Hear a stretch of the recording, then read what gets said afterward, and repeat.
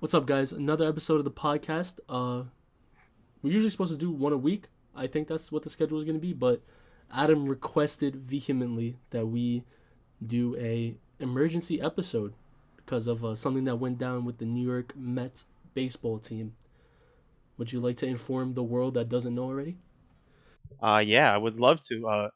The New York Mets traded Andres Jimenez, Ahmed Rosario, Josh Wolf, and Isaiah Green for superstar top three, top two shortstop in the entire game, Francisco Lindor and Carlos Carrasco from the Cleveland Indians. Now, so you say superstar, but I feel like that's kind of an understatement based on what you told me about this guy.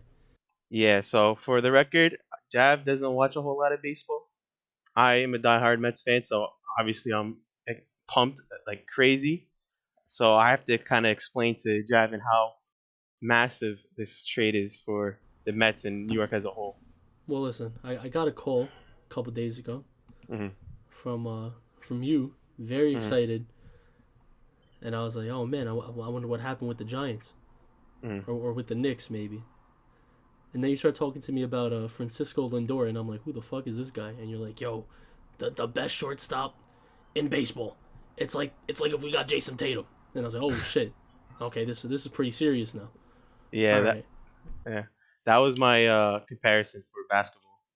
It's like trading for Jason Tatum right now. Both in their prime, both young, both superstars. Probably one of the best at their positions.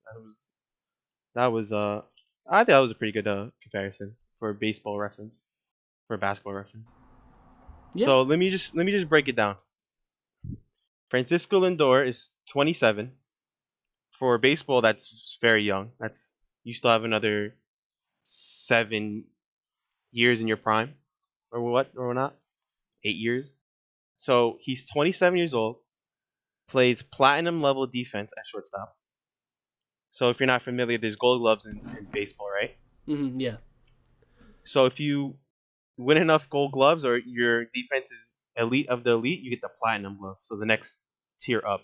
I was about to ask what the platinum glove is because that shit sounds Yeah, elite. that is elite. He's a two-time platinum glove winner, four-time All Star, at 27 years old, about to hit his prime. Yeah, I mean that And sounds pretty it, good. yeah, he's and he has the superstar it factor to him. So Hmm. some players like Jacob DeGrom's on the Mets, the best pitcher in baseball, right? Yeah, But he doesn't. He's kind of quiet to himself, you know. This guy is like a lightning rod, you know. yeah. He's got the charisma and shit. Yeah, and he has a great smile. That's what he's known for. They call him Mr. Smiles. Okay. He got a beautiful smile, good looking guy, face of the franchise type player, you know. Hmm. So they traded two shortstops, Jimenez and Rosario, in the trade. Yeah.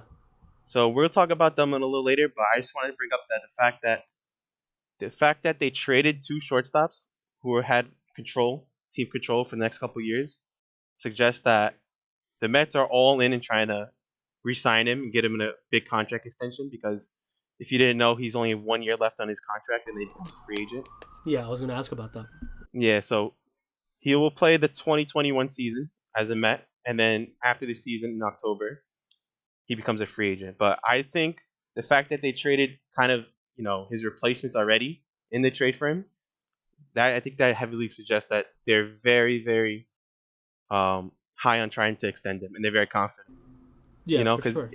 yeah, because if you trade for him and he walks, guess what? You don't have Rosario or Jimenez to back him up no more.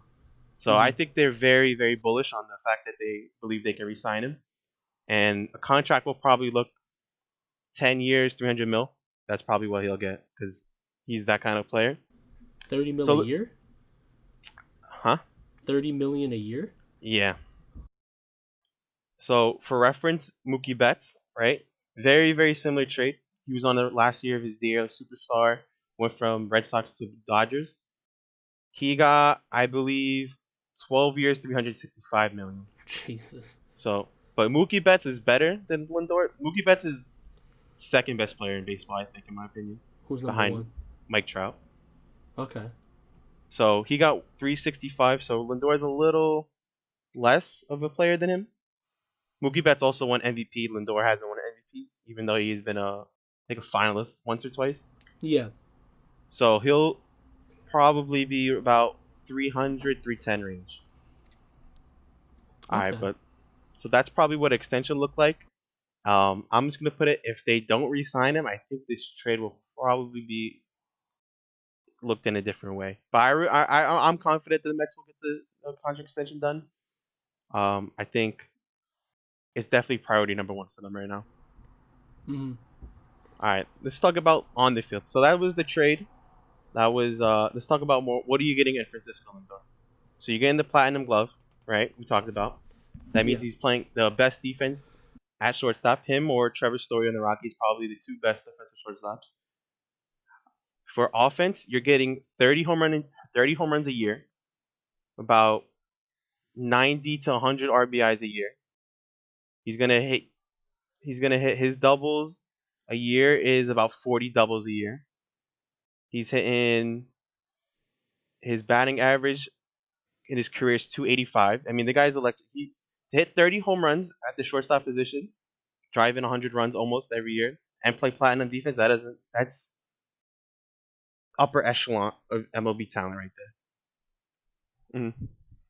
So you get in that, and not to sleep on Carlos Carrasco at all, but he was a big part of the trade because the Mets really desperately needed starting pitching, and he is a very good, very solid, very consistent starting pitcher who's battled with leukemia, Mm-hmm.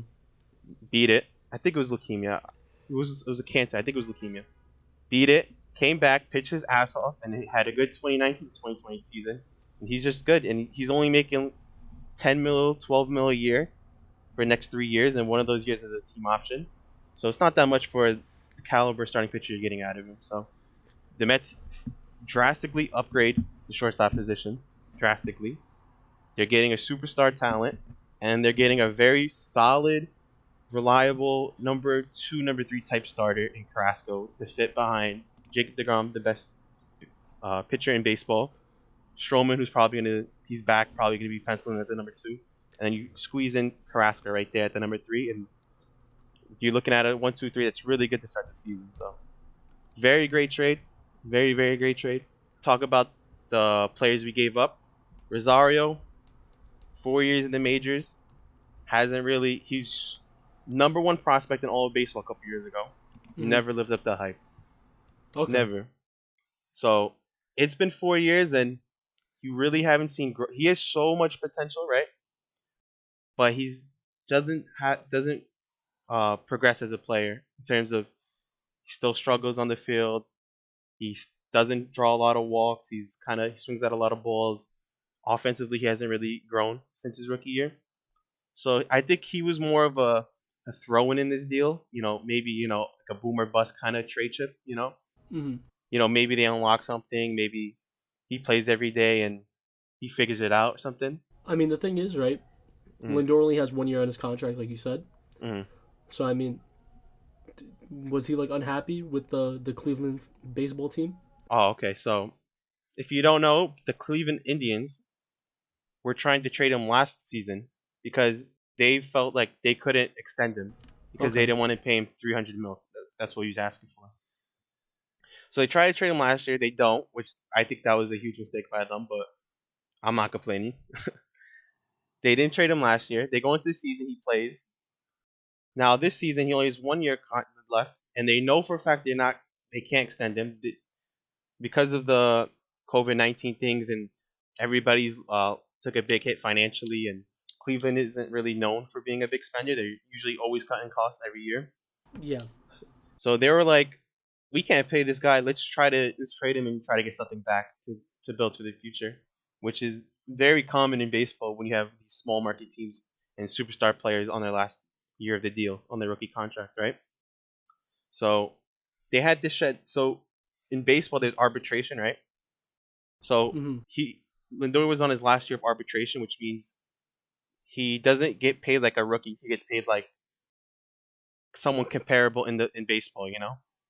So he was gonna get paid like 20 million this year, like about 20 mil. And Carlos Carrasco was making 10 to 12 million. I think he was making 12 million a year.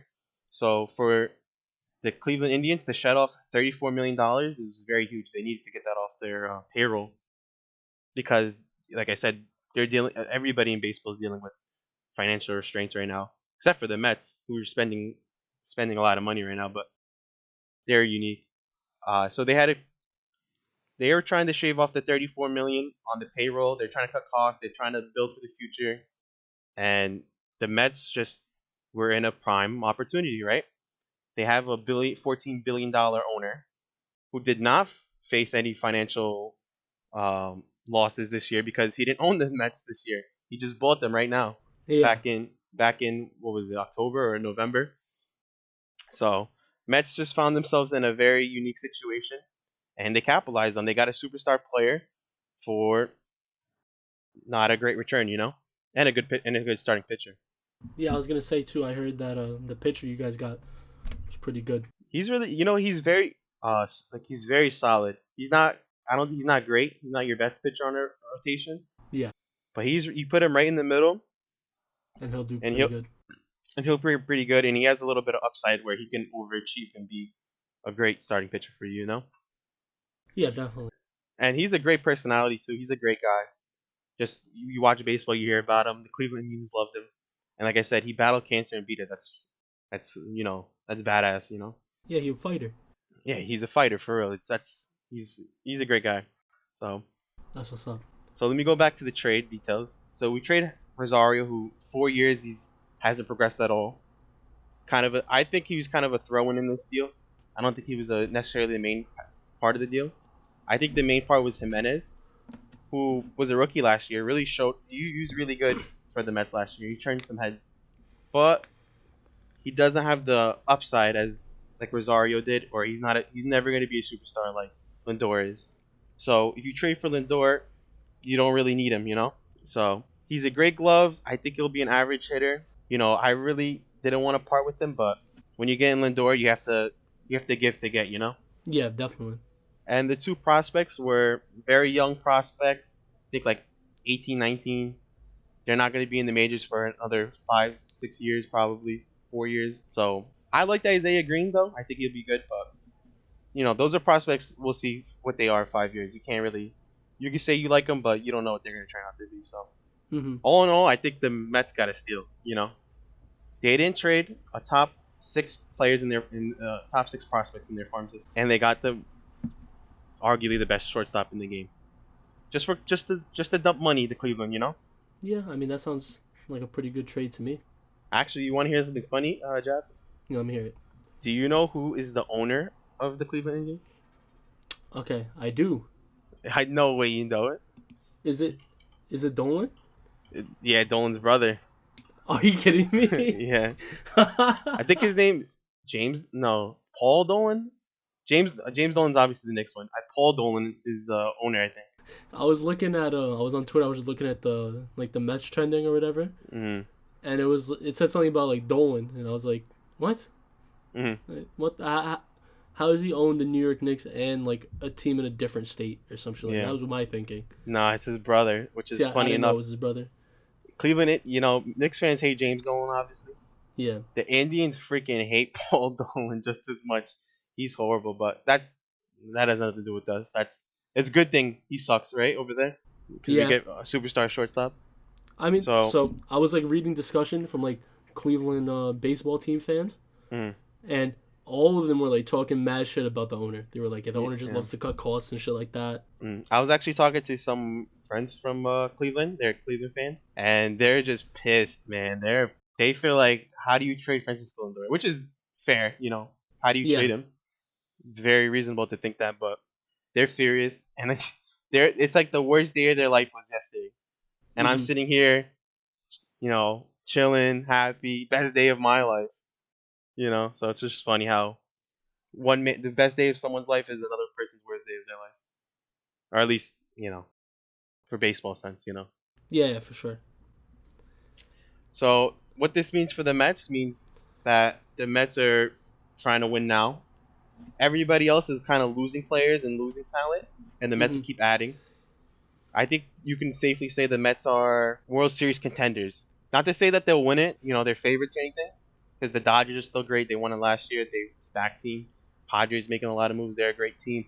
The Braves in our division are a pretty good team. Mm-hmm. But I think the Lindor trade, you upgrade, you get a superstar at shortstop, you get a good starting pitcher with the Mets needed. You're getting Syndergaard back, who's coming off Tommy John. He's going to be a plus when he gets back. I think the Mets are World Series contenders now. If they go out and they continue to add, get a center fielder, get a lefty in the bullpen, maybe one more starter, I think you can very, very safely say that the Mets could be World Series favorites. That's how far this trade puts them up over the top, Yeah. which is great. Past 20 years, Mets really haven't been good. You know, they were good in the 90s, early 2000s, but kind of fell off. Went to the World Series 2015, hasn't seen any relevancy since really. One wild card game in 2016 lost. So, Mm-hmm. new owner, new fan, new GM. Sandy Alderson's back. Francisco Lindor's back. A lot of excitement with the Mets. They make the biggest splash in the offseason. I don't think there could be any trade that'd be splashier than this one. So a lot of excitement for the Mets. I really want the baseball season to start right now so I can watch Francisco Lindor play, but I'll wait. And that's all I have to say. The Mets, they're in great position. Anything to add, Jeff? Or I mean, I was just thinking like you said, the trade is really not that great if Lindor decides to leave, right?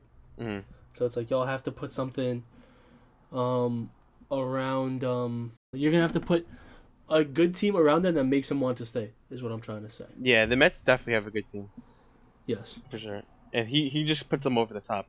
So yeah, I mean to go from Cleveland, small market team, and he's been vocal about ownership not spending. Yeah. He's like, we should spend more, we should spend more, and he I mean, he kind of got the made money too. yeah.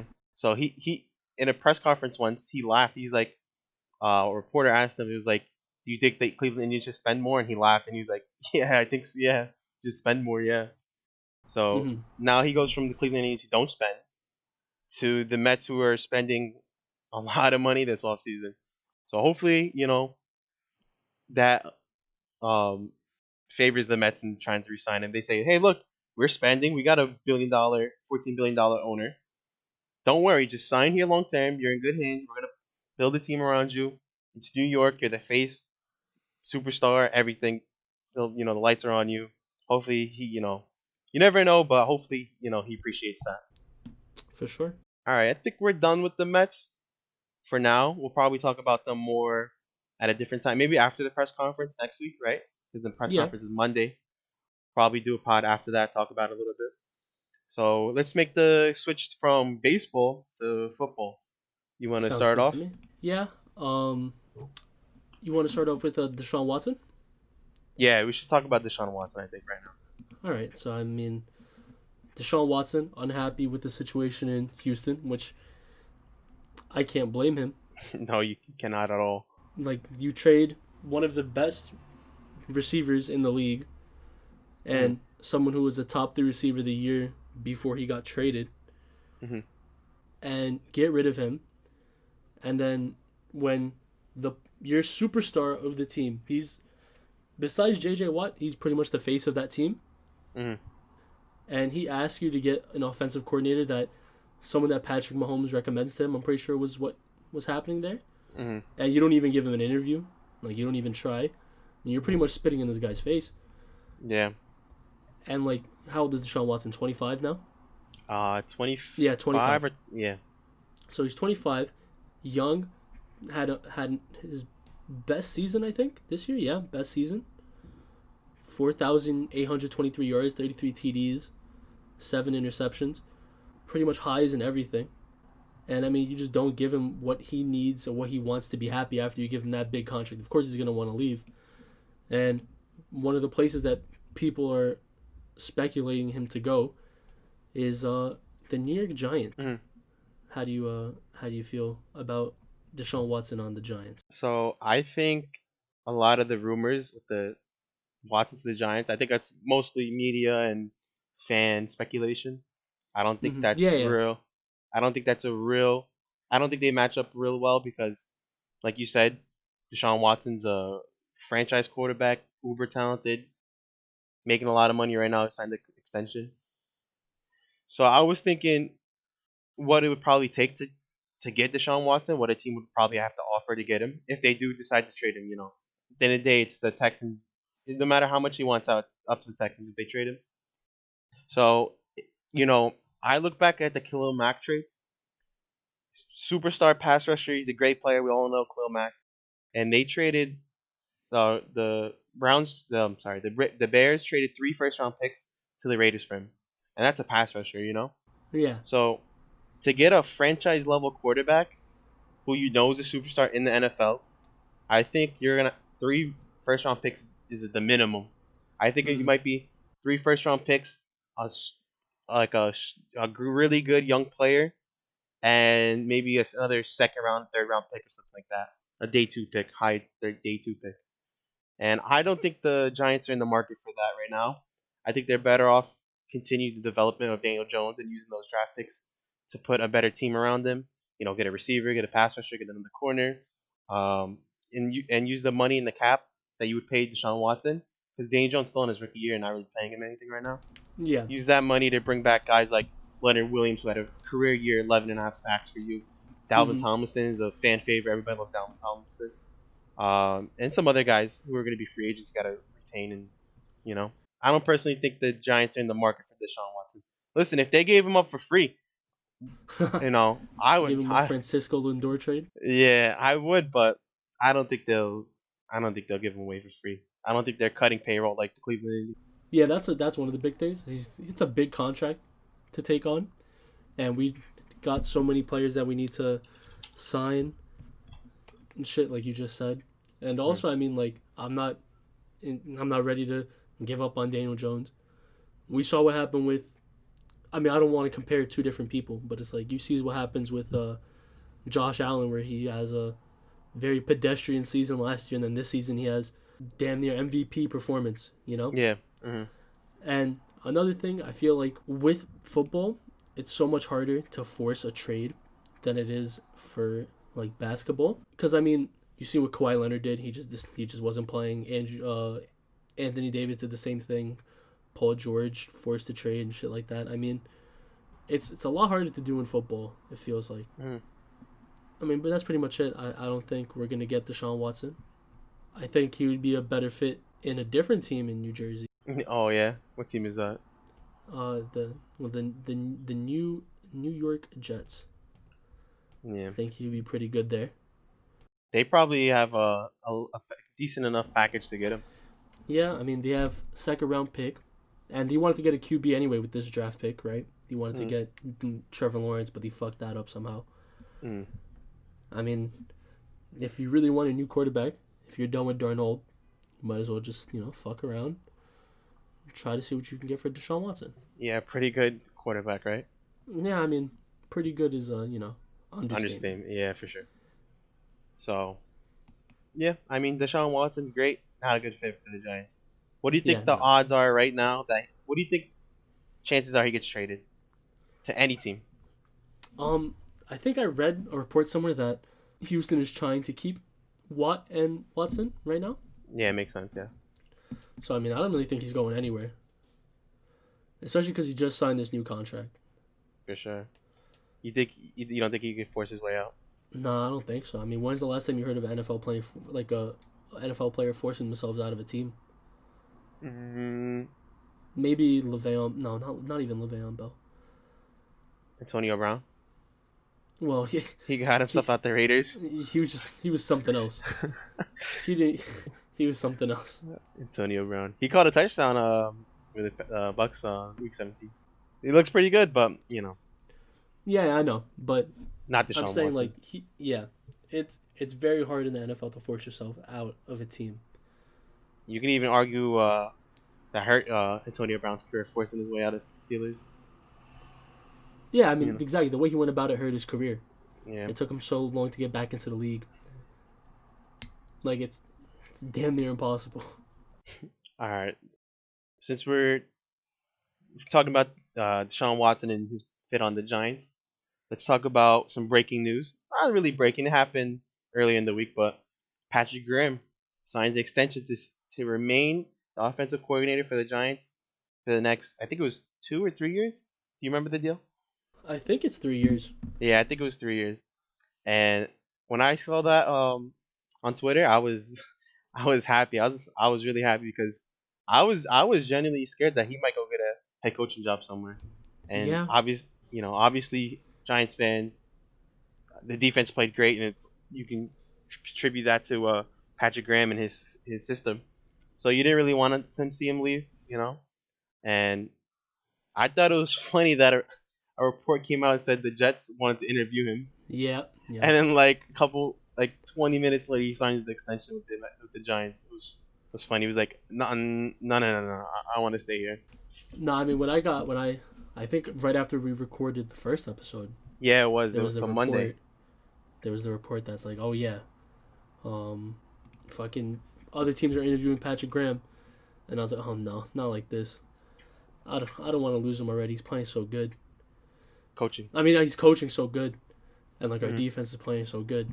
But then we got the notification that he decided to resign, and that was fucking spectacular. Can I say something? Yeah, go ahead. For all the Twitter GMs out there that just shit on, I'm not a big Dave Gettleman fan, but there's some people that just shit on him like constantly, and that there was like, I remember last year there was reports that like head coaching candidates wouldn't want to work with him, and he can't attract free agents and stuff. But look, I think with the Joe Judge hire and the culture and the Giants change, and look, people want to play for us, the Yeah. Logan Ryan extension, and Patrick Graham doesn't want to leave. He could potentially get a head coaching job somewhere, and he said Oh no. yeah. I'd rather stay, build something with the Giants, start building something here, something special with the defense. And I thought that really speaks to the culture that the Giants are trying to build. Yep, I agree. And it's really good that he decided to stay. I'm very happy about that. Hmm.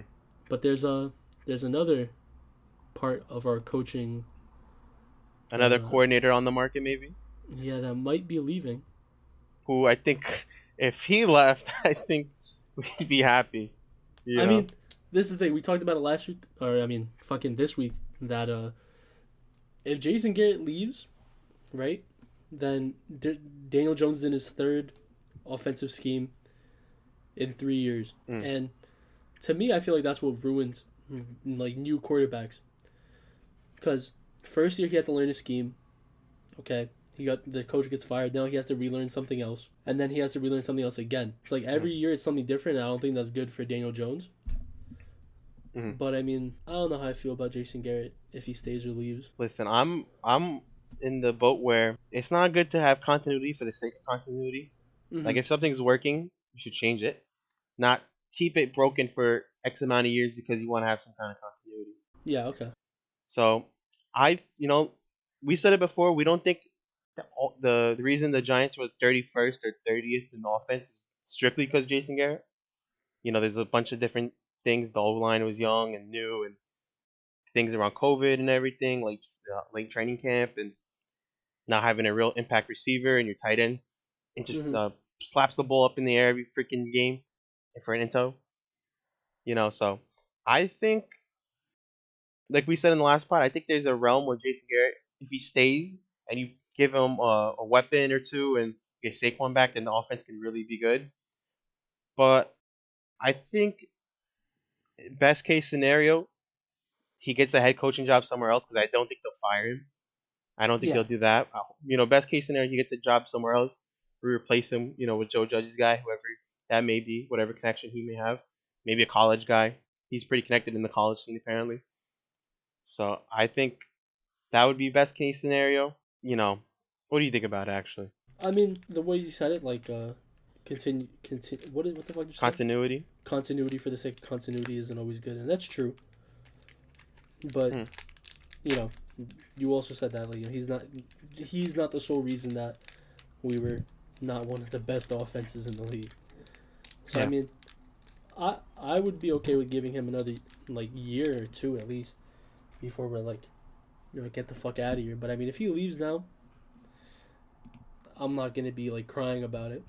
Like if Patrick Graham left, it would have been terrible. You would have been crying, right? Yeah, I would have been crying for that. But I mean, fucking Jason Garrett leaves. I mean, it's gonna suck, but we'll just replace him. Potentially get better on the Yeah, offensive exactly. side of the ball. So, yeah, I mean, we'll see. I mean, I think there's a decent chance that the Chargers give him the job because I don't know, the Chargers, they do things differently over there. I don't know what it is. They just, they think differently than the rest of the world. Yeah. So I think it's, actually I think it could be a good fit for them, but I don't know. I think there's a decent chance that he actually does go to the Chargers and they offer him the job. Okay. Yeah, I can see that. So talked about Graham extension, talked about Jason Garrett, coaching opportunities, interviews, Deshaun Watson. So let's talk about what's happening this weekend, the Sunday. So we got Super Wild Card Weekend. That's what they call it now. Yes, sir. Super Wild Card, not regular Wild Card. Super Wild Card Made me a little weekend. nervous when I first heard the name. I was like, Oh, how wild are we getting now? It's just everybody makes it into the plan. Super. Yeah. All right, so we're gonna do our pick'ems. We're gonna say who we think is gonna win, and let's start it off with first game: Colts at Bills. What do you think? Tomorrow, actually, Saturday. Yep. Tomorrow, 1 o'clock. Yep. I think the Bills are gonna take it. I think it's gonna be I don't think it's gonna be easy, but I definitely see the Bills taking it out over the Colts. Yeah, I think a cold weather team like the Bills, they're at home. It's gonna be cold. It's gonna be freezing. They got Josh Allen playing at a MVP level type, caliber player. And I don't really like the Colts were good. They're a good team. Their defense is pretty good, but I don't think Philip Rivers. I don't know, man. I don't think he pulls one with this Bills defense. I don't think they get it done. If the Colts want any chance to win, they're gonna um ground and pound, and they're gonna have to run the ball and control the time of possession. Yeah, But they got to figure out a way to stop Josh Allen. yeah, they're gonna He's just definitely slinging it. and running it on with his Yeah. feet. So I think Bills are favorite, right? Yeah. Th- Yeah. Think I think Bills. Not because they're favorites, but I think it's just a good matchup for them right now. Yeah. They're coming in hot. What is it? 4-game win streak, I think. Yeah, So I mean, I they don't see why they shouldn't win. they spanked the Patriots, right? Oh, I'm sorry. 6-game win streak. I apologize. Wow. Yeah, I think the Bills are second best team in the AFC. Mm-hmm. Okay. Behind I think kind of obvious, but Chiefs. Yeah. Yeah. So I think I'm really high on the Bills. They're a New York team, not really, but they're a New York team. I'm rooting for them. Yeah. I Definitely. like Josh Allen For sure. and Sean McDermott, the head coach, is doing a hell of a job up there. Oh, absolutely. I mean, I don't know what the fuck he injected Josh Allen with in the offseason, Hmm. but it's fucking working. I'll tell you what. Yeah. All right. So next game is Rams versus Seahawks. 4:40 tomorrow, so which is Saturday. I think this is kind of an easy one. Who do you got? I got John Wolford and the Los Angeles Rams Wow. beating the 12-4 Seattle Seahawks. I don't think you really do, man. No, I don't. I got Seattle winning. Yeah, me too. Not much to talk about. No golf. Even if they had golf, golf's an average quarterback. I think Seahawks. They're gonna win. Yeah. So that's an easy one. I think that's a blowout. Unless golf actually plays, which I don't think he is. I think they ruled him out. But if he does play, I think that's the only way this game would be somewhat interesting. Yeah, that's All gonna right. be I think this might be like that might be the worst game that we get this week. And The second worst game of the week is probably the next one, right? Tomorrow at 8:15, Bucks versus Washington. we still got the game on Sunday we gotta talk about. Oh, I think I know a game. Okay. Yeah, okay. Tampa But versus the Washington football team. at home, the 7-9 at home Washington football team First thing, what did the Bucks finish? 10-6. I think 11-5. Did they really finish? Yeah, they did finish 11-5. All right, good for them. Yeah, 11 and So 5. who you got? I got Tampa Bay winning it. Another team coming in hot into the playoffs. What is it? 4-game win streak coming in hot. I think the offense is officially like clicked for them.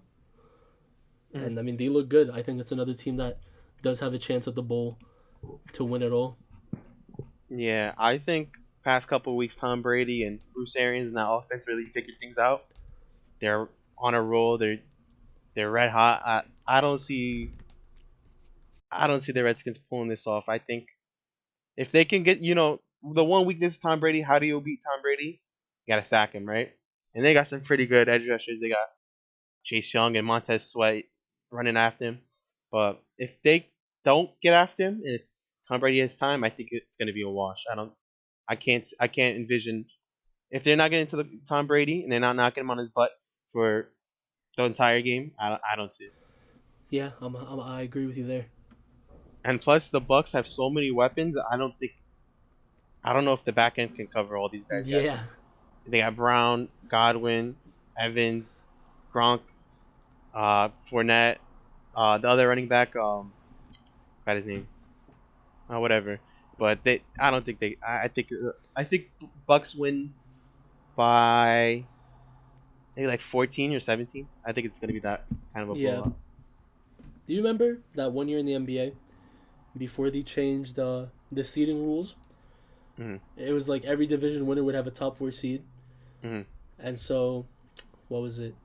Portland was like a little bit over 500 or some shit, and they were Yeah. like the 4th seed, and they had like, and I think because of that, the Clippers had to play the Spurs, and the Spurs were like a fucking almost 60-win team at like the 6th seed or some shit like that, something ridiculous. Yeah. And then that crazy ass game 7, yeah, it just made me think about that. Washington having home field advantage on that game. It was Portland, right? Yep. I think Portland. I think I remember that year. I think they were like 43 wins, right? Something like that, yeah, but they won the division. Yeah. Meanwhile, the other team won like 60 games and they were like the fifth seed or something. Yeah, but I mean, that gave us that amazing Spurs Clippers series, which was really good. That was a good series. All right, next game, Ravens versus Titans on Sunday, 1:00, 1:05. This is I think the only one we disagree on. Who we got? Uh, Yeah, I'll start it off. I got the Ravens. got the I think Ravens. the Titans.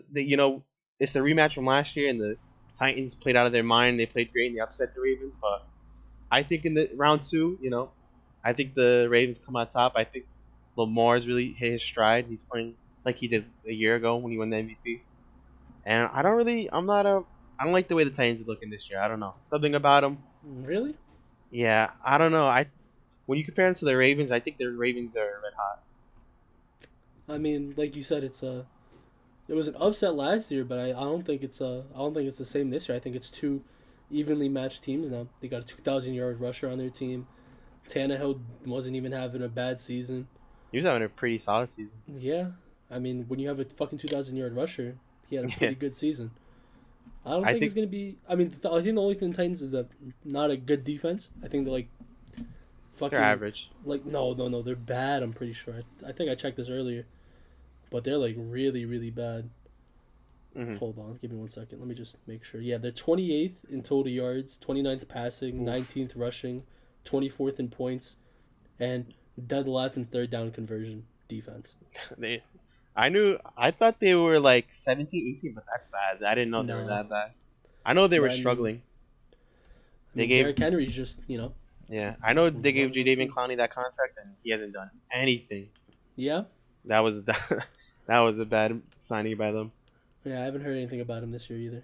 I think the key to this game will be if the Ravens can somehow slow down, not stop, because I don't think they can stop Derrick Henry, but somehow slow him down and let Tannehill beat you. And I think if they do that, they'll probably have a good chance of winning. Yeah, I can see that. So I think I'll say Ravens win by 4. Oh, you're giving scores now. Yeah, I think 27-24 Ravens. All right.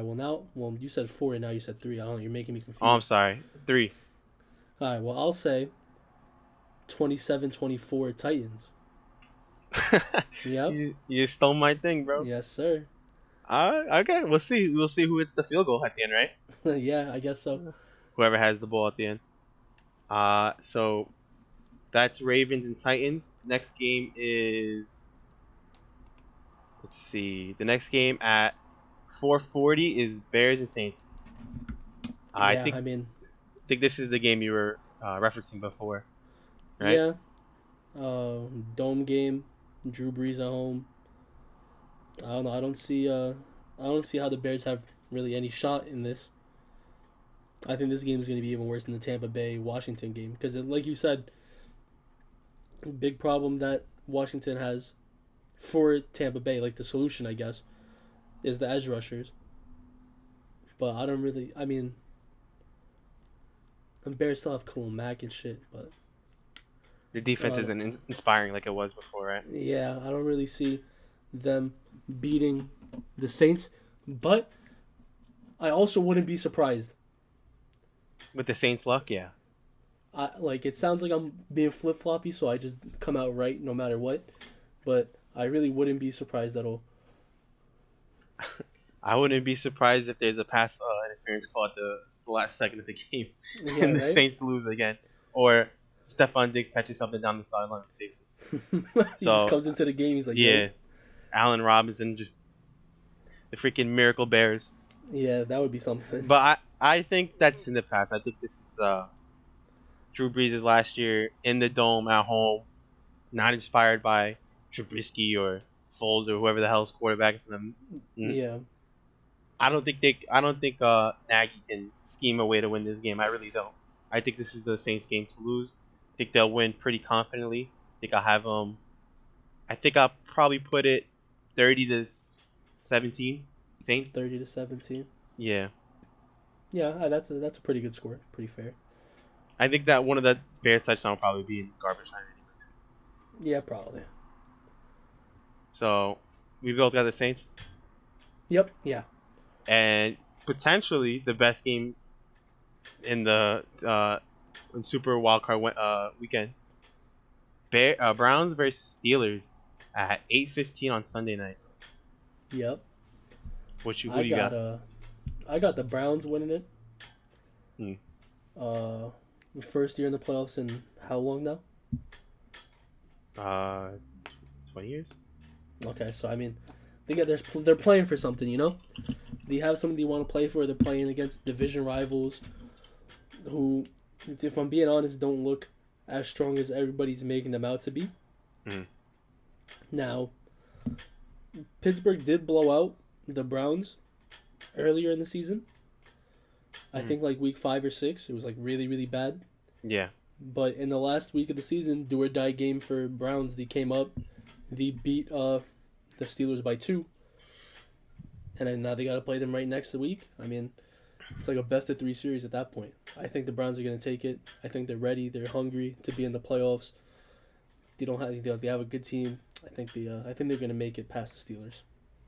Yeah, I think Kevin Stefanski, the head coach for the Browns, I think he's really got these guys buying in. I think he's Hmm. doing a hell of a job. I think the offense is finally clicking, and Baker Mayfield's stepping up his game, and he's being more than just a game manager. He's actually making throws out there, looking good. They got a great rushing 2 running backs Rushing rushing the attack. ball. Yep. Yeah, Yep. they got Kareem Hunt and Chubb. Obviously, the O line's much improved. They still got weapons on the outside. They got Austin Hooper and the other tight end they have. You remember the big one? The forgot his name. The people listening probably Brian. know. I don't fucking know. No, Njoku. There you go. Oh, him. Yep. Yep. Their defense is still good. They got their defense good. I think the Steelers are overrated.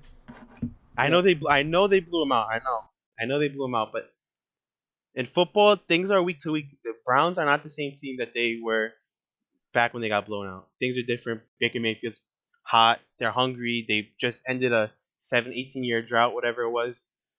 I like the Browns only because I think they're hungry and they buying into what Stefanski's doing, and I'm not too inspired of how Steelers ended their season and their offense is really died down and they struggled to move the ball. I think they'll probably struggle to move the ball again this week.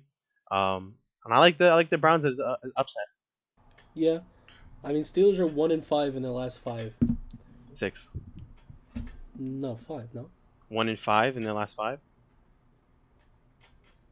1-4 and 1-4 in their last. No, yeah, 1-4 in their last 5. I'm sorry. Okay, there you You're go. right. 1-4 in their last 5. So I mean, they're not coming in hot. They started 11-0, and then the Washington football team. I don't know what it is about them, but it all came crumbling down after that. So I think the Steelers are. I don't know how good they're gonna do. What's the chances? What do you think the chances of Juju dances on the logo? I don't think he's gonna do that anymore because I think he learned his lesson after he got rocked. He can't do it anyways because he's at home. Yeah. Also, he's still talking right? shit though. Yeah, he said he's still talking shit about the Browns. So I mean, Juju needs to shut up and try to break 1,000 yards this year. Yeah. Or when's the last time at this point? When's the last time he broke 1,000 yards? His rookie year? I don't even think his rookie year, to be honest. You know what I find funny?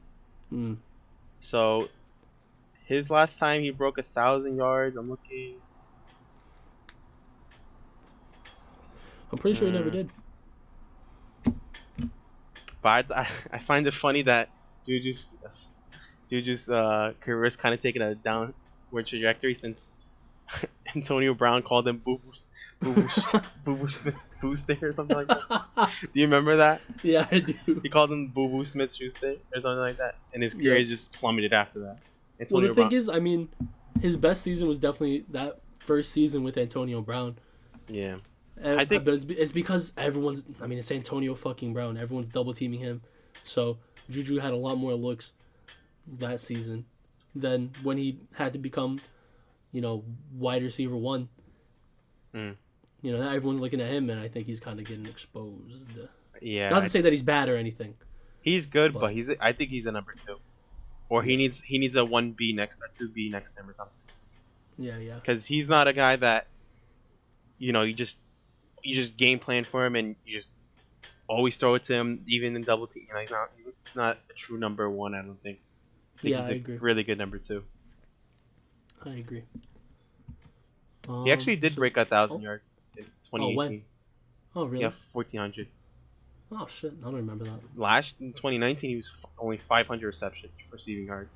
But Big Ben was hurt, understandably. And this year, only 831. That's not that good. 9 touchdowns, though. That's a lot. So, yeah, definitely. Do you have a prediction on the score here? I think it's going to be a close game. Oh, yeah. I think it'll be close because the last game was, 24-22? I could see, fucking, I don't know. 24-21 maybe. Some shit close to the last score, too. I think it might be a little, not high scoring, but I think you're going to get, I think it'll probably be 30-20... 24? 26, 27? Yeah. Okay. No, yeah, I think it'll be 30, 26, 27. Okay. Yeah, you're right. I think it's going to be in a field goal range. I think it's going to be a little high scoring. I think it's going to be a real a lot of running the ball this game. And then fourth quarter, they're just going to start slinging it. I don't know. Mm-hmm. We'll see. There's a good chance that this game ends up being a very low scoring game, but for some reason, both times they played, it's kind of been a high-scoring game. So Steelers blew them out, and then Browns, and they kind of went back and forth. I think there's some bad blood here. There's gonna be a lot of offense. That's just my opinion. So I think that wraps up the pick'ems.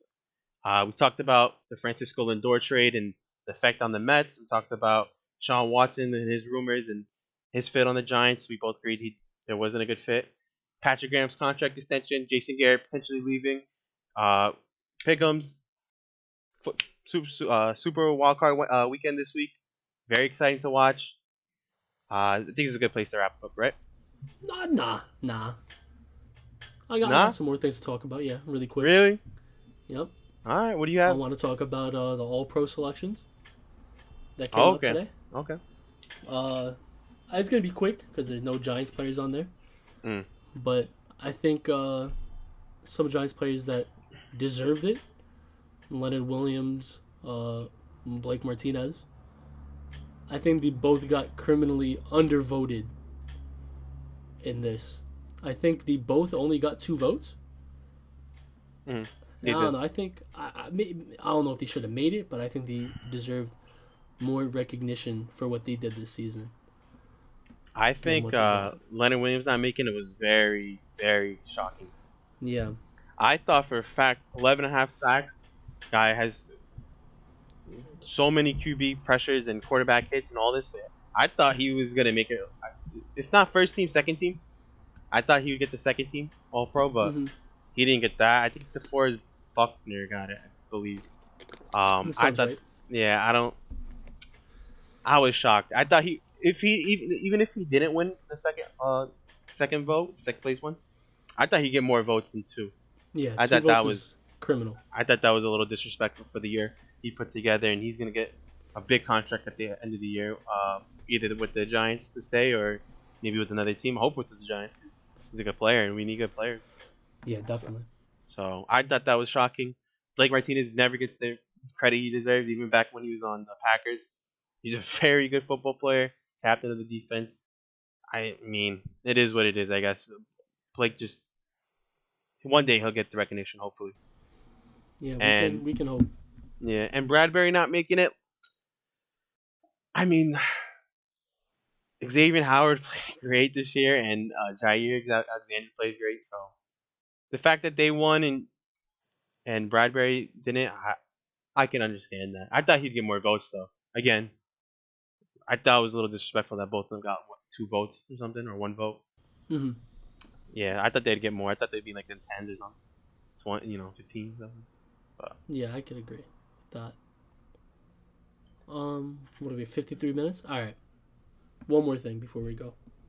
yeah, this is overtime right now. Let's go. Friday night Knicks Oh, we talk about the today. Knicks. Yep. Okay. Against the Oklahoma City Thunder. Mm. The Knicks are 2.5-point favorites. The first time they've been favorites since 2016, I think. Is that true? Yeah, the first time they were favorites in a game since like 2016 or something. Maybe 2017. Okay, so Unbelievable. I mean, what do you think? How do you think this game's gonna go? What do you think? Let's What do you think about the players? You haven't talked about the Knicks yet. It's been too I long. I'll try to squeeze it in. So I think Julius Randle, as much as Knicks fans, MVP. as much you're right, as much as Knicks fans hated him and wanted to get him out of here for a bag of chips, he's playing absolutely great at an MVP level, definitely All-Star level, playing like an MVP. Really good, averaging almost a triple double a game. RJ's improved. He's struggling a little bit with the shooting, but for the most part, he's improved at the free throw line and around the rim. And his playmaking is still good. I think that boy quickly is consideration for rookie of the year if he gets more minutes. Tom Thibodeau, I know you want to play everybody 44 minutes a game, but you gotta get quickly in the game more. Gotta get more than I think he played like 6 or 7 minutes last game. Understandably, Alfred Payne was doing good, but get that boy in there. Um, and just I always want to credit Tom Thibodeau. I mean, the guy's a great head coach. I mean, I remember David Fizdale. Everybody's shitting on the Knicks for how do you fire him?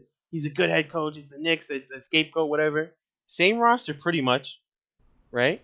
Julius Yep. Randle, Mitch, RJ, Kevin Knox. All these guys are still back, right? And look at Yep. the difference coaching makes in basketball. So I think I've said this before, not on the podcast, but I've said this before, that the problem with New York teams is bad coaching hires and not getting a leader of men in here. And I think the Knicks finally got it. Tom Thibodeau got these guys playing defense, got these guys playing hard, got these guys beating beating the Bucks, beating the Pacers, beating Cleveland, beating Hawks. I mean, those are pretty good. And beating Utah. I mean, those are good teams. Yep. I know Cleveland's not considered to be good, but they were hot. They were 4-1 when we beat them, or 3-1, 4-1, 3-1, whatever. So Tom Thibodeau got these boys playing hard. Randall playing at MVP level. RJ playing at MVP level. I like them. I think they're gonna win tonight. Think Randall probably go for another 30-point, 15 rebound game, something like that.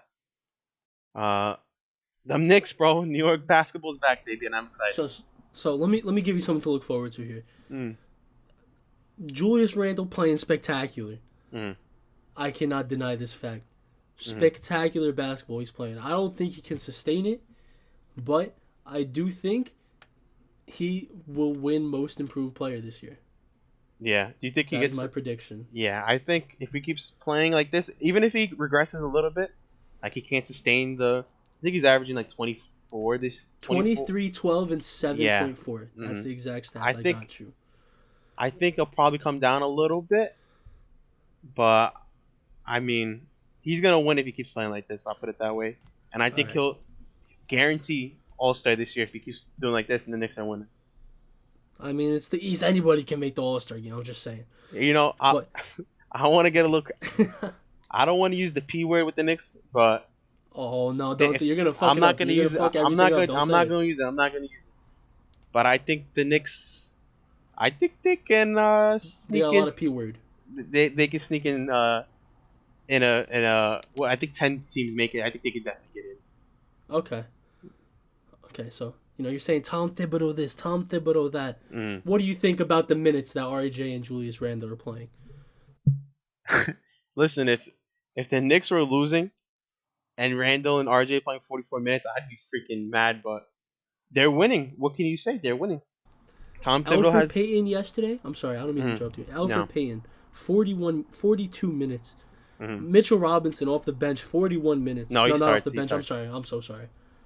41 minutes. Mm. This is a lot of minutes to be played. And the big thing about Tom Thibodeau is that he runs players into the ground. Mm. I Do, think. do you, what do you think about that? I need to hear what you have to say about the criticism from me. Listen, if the wins are coming in, so be it. I mean, I can't knock Tom Thibodeau because who does he? There's no who does he have to off the bench? I mean, Frank is Frank and Dennis Smith Jr. Their careers are probably over. They're probably going to China. I So mean, I Amari feel like a Spellman's lot. Oh, I'm fat. sorry. Amari Spellman's fat. He dick waved him because he's fat. And they brought in Taj Gibson, which I actually think was a good pickup because he's played under Tom, and we needed another big to help, spell Julius or Mitch when they need a break. Yeah. But there's nobody on the bench. Alex Burks has been hurt. He's been our best player off the bench. We just got back Austin Rivers, oh, sixth man of the year. for real. I mean, he had an electric game. That fourth quarter versus Utah, Mm-hmm. absolutely electric. Got me jumping up and down. Yeah. So the Knicks are back. It's still early. It's still early in the season. We'll see how they keep playing. Let's get to probably the All Star game and see where they at, right? Yeah. But Okay.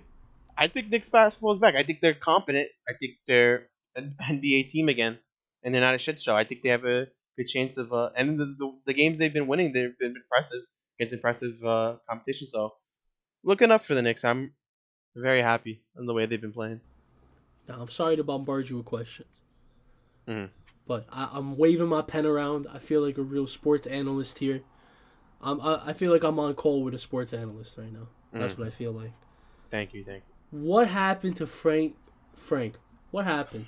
Knicks fans were so high on him for so long, talking about he's the greatest defensive player in the world, talking about the French fucking Tony Allen. I mean, what happened to him? uh, Where did it go wrong for him? Why does nobody like him anymore? if you want a serious answer, I don't know if you want a joking answer or a serious answer, but the serious answer is it went wrong when Phil Jackson drafted him, right? And they fired Phil Jackson for drafting him, and they left people in charge that didn't want him in the first place. I think that's where it went wrong. You know, he started off on the wrong foot from the get go. I mean, he had people against him, from day one, which isn't his fault. He didn't draft himself, you know. So I think that's where it went wrong. He's had enemies inside the organization that just don't like him and don't support him and don't believe in him from the beginning. The Knicks never truly try to develop him as anything more than that. They always bring in these vets to play over him, whether it's Alfred Payne, Jared Jack, Emmanuel Mudiay, whoever. They always bring in someone to play over him, and they never let him ride. And I understand why fans get mad when they don't play him, and I understand like he's kind of an underdog. Since the day he's drafted, he's been an underdog. Everybody's saying, "Who the hell is Frank? You wanted Dennis Smith? Who the hell is he? He sucks. He doesn't play offense. He's only good at defense." So I think that's why fans rallied around him because he's kind of an underdog and everybody blames him, which isn't his fault. He's a great guy, you know. But I think all his problems started back when the Knicks decided to fire Phil Jackson after the draft, you know. So what you're telling me is we're creating buzzworthy headlines here. Mm. I'm trying to get us sponsored. Mm. What you're trying to say is that the people inside the Knicks organization are racist. They're racist against French people. You're saying they hate French people. Phil Jackson, he was an ally fighting for the rights of the French people in the NBA. Vive la France, right? and that's gonna get us the ESPN sponsor right there. Knicks racist? Question mark. I'm ready to end the podcast right now. How about you? We had an hour and 2 minutes. This is a good time to stop. Add a little Knicks for overtime, just for you guys, you know. Only because the Knicks were playing good, we added that. Mm-hmm. Very spontaneous. That wasn't planned at all. So I think a good. I had to hit you with it. Yeah. I thought it was pretty good. Anytime you want to ask me about the Rockets, I'm open. No, I will never ask you about the shitty Rockets. How about this? I'll ask you how you feel about James Harden wanting to get traded. How did I feel about James Harden wanting the trade? Trying to force his way out. See, this is what I'm saying. When I was talking about earlier, Mm-hmm. Star player, Mm. James Harden's a star, right? Without a doubt. Without a doubt. He can go clubbing and partying the whole offseason, come in looking like fucking Grimace from McDonald's, and still drop 40 points per game. And almost a triple-double every fucking game. Because that's just the player that he is. Yep. Yo, bro, don't disrespect Grimace like that, bro. Okay, I'm sorry. Well, I'm saying, he doesn't even need... I mean, he just comes in, he's a baller, he does whatever he wants. You'd never trade that player, right? Mm-hmm. But in the NBA, you have so much power as a player that you can just force your way out and get these teams that would never trade you to ask for trades from other teams, which is something that I felt like Deshaun Watson couldn't do. I'm full circle here. Anyway, I was hurt. I saw James Harden wanted to trade. I was hurt. Yeah, I think he stays the year and they trade him in the offseason. I wouldn't be surprised. You think he gets traded at the deadline? No, because I don't think any of these teams, I think it's too early for them to want to trade anybody. And like, you want to see a full season with the team. The thing is with the Nets, if you trade him to the Nets, they're never trading James Harden unless they get Kyrie or KD in the trade. Which is not happening, probably. Yeah. The Heat, I think they wanted Tyler Hero, which I think is something you were talking about, but it didn't end up going through. And, I mean, you just went to the finals. Why would you want to break up your team? You know? And then what was it, the Bucks? I mean, the fucking Bucks, whatever. I don't know who the Bucks are going to trade. They have 2 players and that's it. Yeah.